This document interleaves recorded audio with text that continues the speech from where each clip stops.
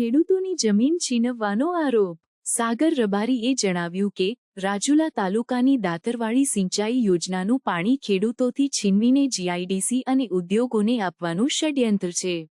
વિરોધમાં ઉતરેલા 200 ખેડૂતો ડિટેન. સરકાર દમનનો રસ્તો ન અપનાવે. ખેડૂતોની માત્ર એટલી જ માંગ કે જેટલું સિંચાઈનું પાણી આપવામાં આવતું હતું તેટલું જ આપવામાં આવે. રાજુલા શહેરમાં જેટલું પાણી વધુ જાય તેટલું પાણી ડેમમાં સંગ્રહ કરવામાં આવે.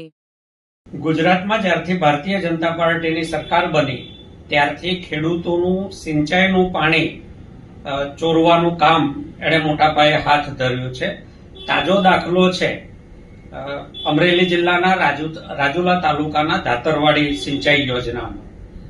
1974માં દાતરવાડી સિંચાઈ યોજના બનીને પૂરી થઈ અને એમાંથી 13 ગામોને સિંચાઈનું પાણી મળતું હતું.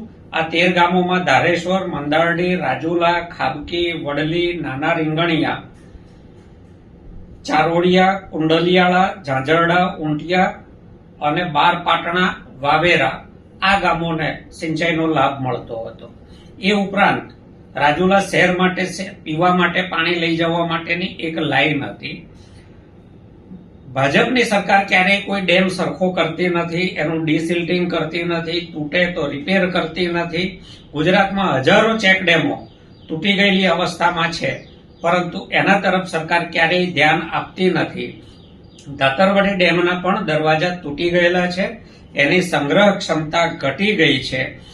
એવી પરિસ્થિતિમાં સરકારે રાજુલા શહેરને પીવા માટે પાણી લઈ જવાની લાઈન જૂની થઈ ગઈ છે એટલે નવી નાખીએ છીએ એમ કહીને એક મોટી લાઈન નાખવાનું ચાલુ કર્યું. મોટી લાઈન જોઈને ખેડૂતો સાવચેત થઈ ગયા અને એમણે વિરોધ કર્યો કે નાખવી હોય તો એ જ માપની લાઈન નાખો. જો એનાથી મોટી લાઈન તમારે નાખવી હોય તો એના ઉપર મીટર મૂકો, કેટલું વધારાનું પાણી લઈ જાઓ છો એટલું પાણી ડેમના દરવાજા રિપેર કરી અને સંગ્રહ ક્ષમતા વધારો. એ છતાં જો ઘટે તો નર્મદાનું યા બીજી કોઈ પણ યોજનાનું પાણી ડેમમાં નાખો અને અમારી સિંચાઈની જે ક્ષમતા છે એને યથાવત રાખો. 3925 હેક્ટરનો કમાન્ડ વિસ્તાર ધરાવતો આ ડેમ વધુમાં વધુ 2004-05માં માત્ર 2125 હેક્ટરને સિંચાઈ આપી શક્યો છે. એનો અર્થ સાફ છે કે ક્યારેય આ ડેમે પૂરતી ક્ષમતાએ કામ કર્યું નથી અને સરકારે એના માટે કોઈ ધ્યાન આપ્યું નથી. એવી સ્થિતિમાં પણ ખેડૂતોને જે કંઈ સિંચાઈનો લાભ મળી રહ્યો છે એ પીવાનું કહીને વાસ્તવમાં જીઆઈડીસીને આપવા માટે પાણી લઈ જઈ રહ્યા છે. સરકારને જીઆઈડીસીને આપે એમાં પણ વાંધો નથી, પરંતુ ખેડૂતોના ભોગે હરગીજ નહીં.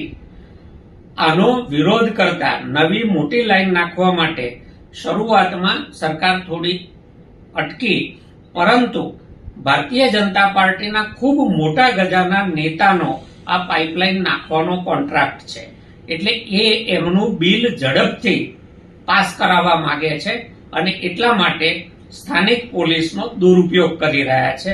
સરકાર અને નેતા બંને મળીને જીઆઈડીસીના લાભાર્થે. ખેડૂતોનું બહુ સાફ કહેવું છે કે વધારાનું જેટલું પાણી લઈ જાઓ એટલું પાણી અમને ક્યાંકથી સરભર કરી આપો. ખેડૂતોની બીજી કોઈ મોટી માંગણી નથી. ડેમના દરવાજા રિપેર કરો.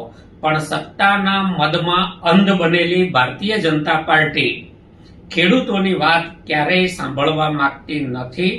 એ શક્ય એટલું વધારેમાં વધારે પાણી સિંચાઈમાંથી જીઆઈડીસીઓ અને બીજા ઉદ્યોગો તરફ વાળી રહી છે. ગઈકાલે 15 જેટલા ખેડૂતોને પોલીસે ડિટેઇન કર્યા હતા. આજે 200 થી વધારે ખેડૂતો જે આ 13 ગામ સિંચાઈનો લાભ મેળવે છે એ 13 ગામ પગલા સમિતિ ખેડૂતોએ બનાવી છે. એના 200 જેટલા ખેડૂતોને આજે ડિટેન કરીને જુદા જુદા પોલીસ સ્ટેશનોમાં રાખ્યા છે. આ ખેડૂતો અન્ન જળ ત્યાગ કરીને બેઠા છે.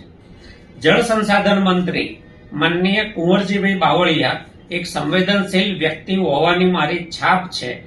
મારી એમને અપીલ છે કે આ દાતરવાડી સિંચાઈ યોજનાના ખેડૂતો સાથે જે અન્યાય થઈ રહ્યો છે એમનું પાણી જળ સંસાધન મંત્રીના ધ્યાન બહાર જ ચોરાઈ રહ્યું છે, તો એના તરફ થોડું ધ્યાન આપો અને આ ખેડૂતો સામે કોઈ પણ પ્રકારનો જોર જુલમ આચરવાને બદલે એમને પડનારી પાણીની ખોટ સરભર કરી આપવાની તમે લેખિત બાંયધરી તંત્ર તરફથી આ ખેડૂતોને આપો તો આ સંઘર્ષ ટળી શકે એમ છે.